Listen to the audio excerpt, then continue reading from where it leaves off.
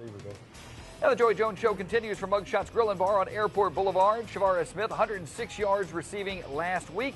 The last time a Jag receiver has gone over that 100-yard mark, it was Courtney Smith. 10 catches, 141 yards back in 2010 against Arkansas Monticello. And I was going through the stats. You know, we had a bunch of 90-plus, but we've spread it out over the years to so many different receivers. It's tough to get that 100-yard guy, isn't it? It is. We've had some really good receivers here and distributed the ball to different guys.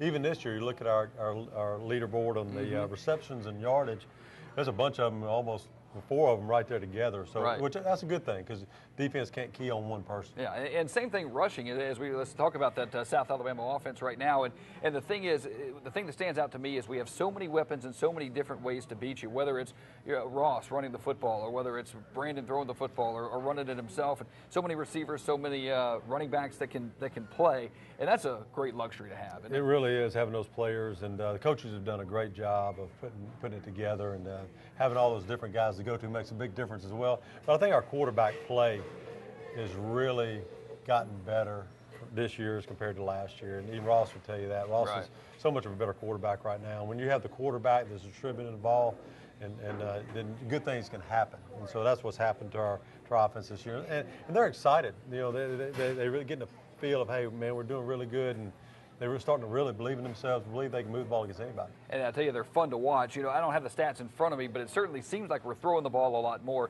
Is that a function of an evolving offense, or is it just we have the weapons to do it now, or what is it? Both. I mean, obviously, it's what we changed our offense this year where we could run the football more. We're effective running the ball. Where last year we really couldn't run the football very well. So that helps the passing game. Well, we've got more players out there. We've got more receivers and running backs, and the offensive line's blocking better. So overall, we have more players, and the scheme is just kind of sinking in on them after year 2. Talk about the game plan as it comes together. I know Coach Matthews, obviously the offensive coordinator. What's your role?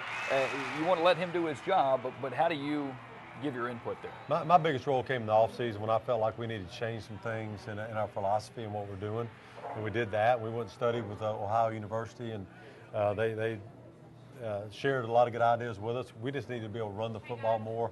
Our passing game was really good and sound, and we added some wrinkles here or there. But bottom line, we're running the football better and making people get in the box so we can throw it around them. Right. Yeah, we always talk about the running backs and always talk about the receivers and the quarterbacks, but talk about that offensive line, especially with a brand new center this year. How have they evolved? Because nothing happens without those guys. Well, it all starts there. In every first practice we have every year, I stand the offensive and defensive lines up, and I say, look, there's no way we're going to win without you. A great season starts with you, and they've done that. They have really blocked very well. They know what they're doing. You know, they pay attention, because being an offensive lineman is the toughest position to play on the field by far, because there's so many moving parts. You got so many different fronts to block. So I'm real proud of those guys. And very rarely do you get the glory, right? Exactly. But we try to give it to them as much as we can as a staff. Absolutely. All right, well, he led the team in catches. He's second in yards, but do you know his off-the-field hobby? Let's learn more about Wes Saxton in today's Mobile Gas Player Profile.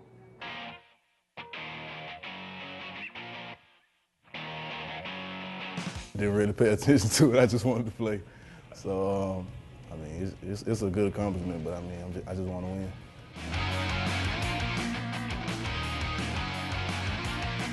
Excitement. I like to joke around and stuff. I mean, make sure the teammates not, like nervous and anything.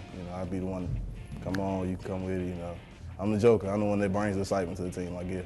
If you catch me, you'll see me on the field dancing sometimes. I just try to be as calm as possible. I came and talked to the coaches. They showed me around the campus, and I loved it. I fell in love with it, and I fell in love with the offense also. So, I mean, that played a big part of it.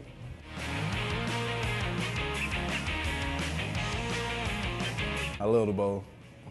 My daddy got me started the bowl. He was a professional league bowler back in Birmingham. So, I mean, I love the bowl just for the fun of it. What's your bet? Have you ever hit a 300? I just like the bowl. Are you good? I mean, I'm good. I'm not 300 good.